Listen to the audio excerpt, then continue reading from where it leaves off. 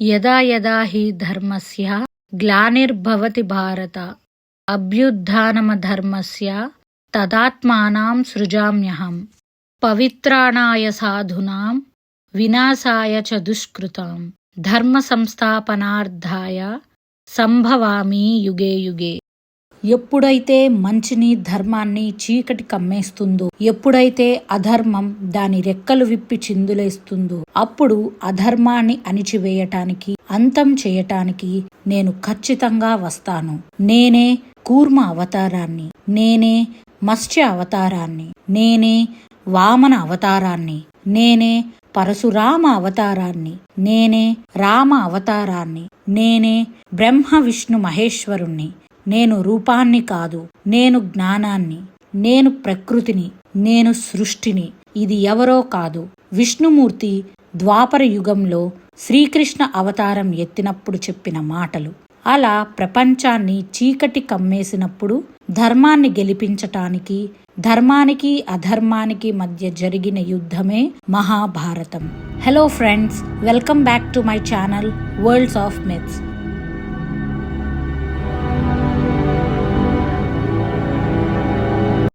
Mahabharatam episode 1. Mahabharatam చాలా పెద్ద కథ. చాలా మంది చాలా విధాలుగా మొదలు పెడతారు. కానీ మన ఛానల్లో మాత్రం ప్రతీప అనే మహారాజు దగ్గర నుంచి స్టార్ట్ చేస్తాం. ఇతనికి 3 కొడుకులు. పెద్దవాడు దేవావి.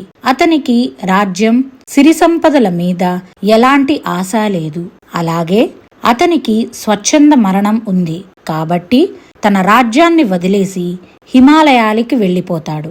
అక్కడ అతనికి ఒక అందమైన శాంభలా నగరం కనిపిస్తుంది. కల్కి భగవాన్ కూడా ఇక్కడే పుట్టాడు అని తెలుసుకున్న దేవావి అక్కడే చివరి వరకు ఉండాలని నిశ్చయించుకున్నాడు.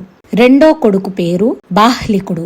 ఇతను చిన్నప్పటి నుంచే వాళ్ల మేనమామ దగ్గర ఎక్కువ పెరగడం వల్ల అతనికి రాజ్యం గురించి కానీ రాజరికం గురించి కానీ ఏమాత్రం తెలియదు. మూడో కొడుకే శాంతనుడు. ఈ శాంతనుడే ప్రతీపుడికి ఆశగా మారాడు. అయితే ఒకరోజు ప్రతీపుడు గంగానది తీరంలో ధ్యానం చేస్తుంటే గంగాదేవి అతన్ని చూసి ఇష్టపడింది. వెంటనే గంగాదేవి నేరుగా వెళ్లి ఆ ప్రతీపుని కుడి తొడపై కూర్చుంది. వెంటనే అతను కళ్ళు తెరిచి చూస్తే ఒక అమ్మాయి అతని తొడపైన కూర్చుని ఉంది. ఎవరు నువ్వు అని అడిగితే, మిమ్మల్ని చూసిన వెంటనే నేను ఇష్టపడ్డాను, నన్ను పెళ్లి చేసుకోండి అని గంగాదేవి అడిగితే, దానికి ప్రతీపుడు, అమ్మా, నువ్వు తెలుసో తెలియకో వచ్చి నా కుడి తొడపై కూర్చున్నావు. అందుకు నువ్వు నా కూతురితో సమానం. అదే కాని నువ్వు ఎడమ తొడపై కూర్చుని ఉంటే నువ్వు నా భార్యతో సమానం. కాని నేను నిన్ను కూతురిగా మాత్రమే చూడగలను అని చెప్తాడు. అప్పుడు ఆ గంగాదేవి, నిన్ను కోరి వచ్చిన స్త్రీని కాదంటావా? ఇదేనా మీ ధర్మం మహారాజా అని అడిగితే, దానికి ప్రతీపుడు, నిరాశ పడవద్దు, నాకు ఒక కొడుకు ఉన్నాడు. అతని పేరు శాంతనుడు. అచ్చం నా పోలికతోనే ఉంటాడు. నేను అతన్ని నీ దగ్గరికి పంపిస్తా, నువ్వు అతన్ని పెళ్లి చేసుకో అని చెప్పి అక్కడి నుంచి వెళ్లిపోతాడు. కొద్ది రోజుల తర్వాత శాంతనుడు గంగానది తీరం వైపు స్వారీ చేసుకుంటూ వెళతాడు. అక్కడ గంగాదేవిని చూసి చాలా ఇష్టపడతాడు. చూడగానే వెళ్లి పెళ్లి చేసుకోమంటాడు. అతన్ని చూడగానే గంగాదేవికి కూడా అతన్ని పెళ్లి చేసుకోవాలి అని అనిపిస్తుంది. కానీ గంగాదేవి పెళ్లి చేసుకునే ముందు ఒక కండిషన్ పెడుతుంది. అదేంటంటే, మనకు పెళ్లైన దగ్గర నుంచి నేను చేసే ఏ పనినైనా ప్రశ్నిస్తే ఆ క్షణమే నేను మిమ్మల్ని వదిలి వెళ్ళిపోతాను అని చెప్తుంది. ఆ షరతుకి ఒప్పుకున్న శాంతనుడు గంగాదేవిని పెళ్లి చేసుకుంటాడు. కొన్ని రోజులకి వీళ్ళిద్దరికీ ఒక కొడుకు పుడతాడు. ఆ ఆనందంలో శాంతనుడు ఉండగా గంగాదేవి ఆ కొడుకుని తీసుకెళ్లి నది తీరంకి వెళ్లి నదిలో వదిలేస్తుంది. కోపం వచ్చినా తాను ఇచ్చిన మాటకి కట్టుబడి ఏం మాట్లాడలేకపోతాడు. అలా 7 జన్మిస్తారు. కాని గంగాదేవి వాళ్ళందరినీ నదిలో వదిలేస్తుంది. అయితే 8వ సంతానం పుట్టగానే ఎక్కడ తనని కూడా నదిలో వదిలేస్తుంది అని కోపాన్ని ఆపుకోలేక, నాకు వారసుడు కావాలి, నువ్వు ఇలా చేయటానికి నేను ఒప్పుకోను అని అనగానే గంగాదేవి, మీరు నాకు ఇచ్చిన మాటని తప్పారు, నేను చేసే పనిని ప్రశ్నించారు, కాబట్టి నేను మిమ్మల్ని వదిలేసి వెళ్ళిపోతున్నా.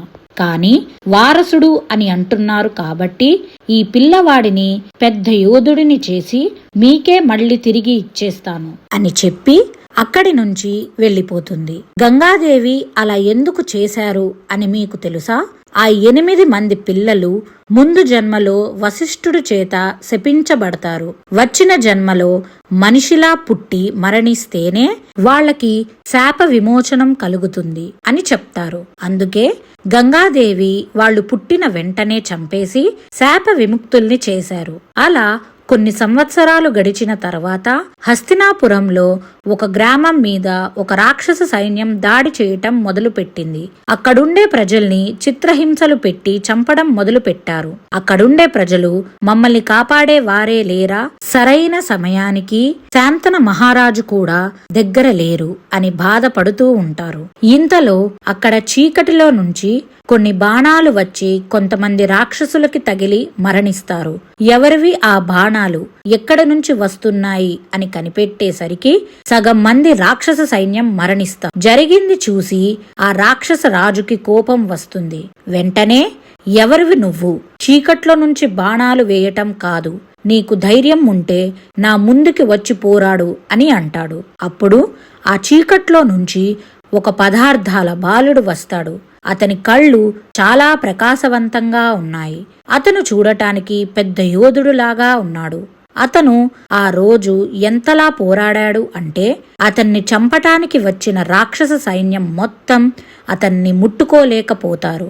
ఇంతలో శాంతన మహారాజు అక్కడికి వస్తాడు. అతన్ని చూసి, నా రాజ్యంలో నాకు తెలియకుండా ఇంత గొప్ప వీరుడు ఉన్నాడా, అసలు ఎవరు నువ్వు, ఎక్కడ నుంచి వచ్చావు అని అడుగుతాడు. వెంటనే అతను గాలిలో ఒక బాణాన్ని వదులుతాడు. ఆ బాణం వెళ్లి గంగానది తీరం మీద పడి ఒక ఆనకట్ట ఏర్పడి గంగా ప్రవాహాన్ని ఆపేస్తుంది. దాన్ని చూసిన శాంతనుడు ఆశ్చర్యపోతాడు.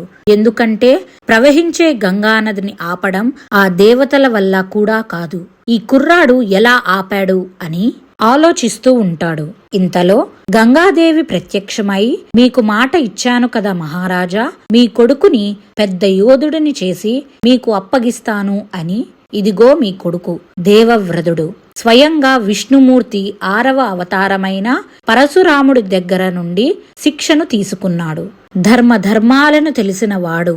ఇక నుంచి అతడి కర్తవ్యం మిమ్మల్ని కాపాడటమే అని చెప్పి వెళ్ళిపోతుంది. తన కొడుకు తిరిగి వచ్చాడు అని సంతోషాన్ని ఆపుకోలేక అతని కొడుకుని రాజ్యానికి తీసుకెళ్లి అతనికి పట్టాభిషేకం చేస్తాడు. అంతా బానే ఉంది అన్న సమయంలో శాంతను మహారాజు ఒకరోజు గంగానది తీరం వైపు వెళ్తుంటే అక్కడ ఒక చేపలు పట్టే కన్యని చూసి నచ్చి దగ్గరకు వెళ్లి, నీ పేరు ఏంటి అని అడుగుతాడు. ఆమె పేరు సత్యవతి అని చెప్తుంది. వెంటనే శాంతనుడు, నన్ను పెళ్లి చేసుకుని నా రాజ్యానికి రాణిలా ఉంటావా అని అడుగుతాడు. దానికి సత్యవతి, నేను మిమ్మల్ని పెళ్లి చేసుకుంటే రాణిలా ఎలా ఉండగలను, ఒకవేళ పిల్లలు పుడితే వాళ్ళు కూడా రాజులుగా ఎలా ఉండగలరు, ఇప్పుడున్న మీ కొడుకు దేవవ్రతుడికి సేవలు చేసుకుంటూ బ్రతకాల్సిందేనా, అంతటి కర్మ మాకు వద్దు అని చెప్పి అక్కడి నుంచి వెళ్ళిపోతుంది. ఆ మాటలు అతన్ని చాలా బాధ పెడతాయి. తిరిగి రాజ్యానికి వచ్చినా ఆమె గురించే ఆలోచిస్తూ ఆరోగ్యం పాడు చేసుకుంటాడు. ఇదంతా గమనించిన దేవవ్రతుడు అసలు ఏం జరిగింది అని మంత్రిని అడగగా అసలు విషయం తెలుసుకుని సత్యవతి దగ్గరికి దేవవ్రతుడు వెళ్తాడు. ఎంత అడిగినా సత్యవతి ఒప్పుకోకపోయేసరికి ఇంక తప్పగా తన తండ్రి ఆనందం కోసం ఒక ప్రతిజ్ఞ చేస్తాడు. ఆ ప్రతిజ్ఞ చేసేటప్పుడు అతనికి తెలీదు ఆ ఒక్క ప్రతిజ్ఞ వల్ల మహాభారతం అనే ఒక పెద్ద కథని సృష్టిస్తుంది అని. అదే, నేను నా జీవితం మొత్తం హస్తినాపురం రాజ్యానికి ఒక రాజుగా కాకుండా సేనాధిపతిగా ఉంటా. అలాగే నాకు వారసులు లేకుండా జీవితాంతం బ్రహ్మచారిగా ఉంటాను. అలాగే హస్తినాపుర వంశాన్ని ఎల్లప్పుడూ కాపాడుతూనే ఉంటాను అని ప్రతిజ్ఞ చేస్తాడు. ఇంతలో ఇదంతా చూసిన శాంతన మహారాజు తన తండ్రి సంతోషం కోసం ఇంత త్యాగం చేసినందుకు అతన్ని ఏదైనా ఒక వరం కోరుకో అని అంటాడు. దానికి దేవవ్రతుడు, నాకు ఒక్క వరాన్ని ఇవ్వండి మహారాజా. ఈ హస్తినాపురంలో ధర్మం అనేది గెలిచినంత వరకు నాకు చావు రాకుండా ఒక వరాన్ని ఇవ్వండి అని అడుగుతాడు. వెంటనే శాంతన మహారాజు, నీకు స్వచ్ఛంద మరణం అనే వరాన్ని ఇస్తున్నా. అందరికీ చావు ఎప్పుడు వస్తుందో ఎక్కడి నుంచి వస్తుందో తెలియదు, కానీ నీ అంతటి నువ్వు కోరుకుంటే తప్ప చావు నీ దగ్గరికి కూడా రాదు. నువ్వు అమరుడిగా జీవిస్తావు అని దేవవ్రతుడికి వరం ఇస్తాడు. ఆ వరాన్ని ఇచ్చిన తర్వాత ఇక నుంచి నిన్ను భీష్మ అనే పేరుతో అందరూ పిలుస్తారు అని చెప్తాడు. ఇంత గొప్ప ప్రతిజ్ఞను భీష్ముడు చేశాడు కాబట్టి మన తాతల నుంచి అందరూ భీష్మ ప్రతిజ్ఞ అంటే ఎంత గొప్పదో చెప్తూ ఉంటారు. అండ్ మహాభారతం దీనితోనే మొదలవుతుంది. ఇందులో అతిపెద్ద భాగం కురుక్షేత్ర యుద్ధం. ఇది 1 కాదు 2 కాదు, చాలా సంఘటనలకు ఆధారంగా తీసుకుని జరిగినది. అండ్ దీనితో మన ఎపిసోడ్ 1 కంప్లీట్ అయ్యింది. ఇప్పటి వరకు ఎవరైతే మన ఛానల్ని సబ్స్క్రైబ్ చేసుకోలేదో వెంటనే చేయండి. And stay tune for episode 2.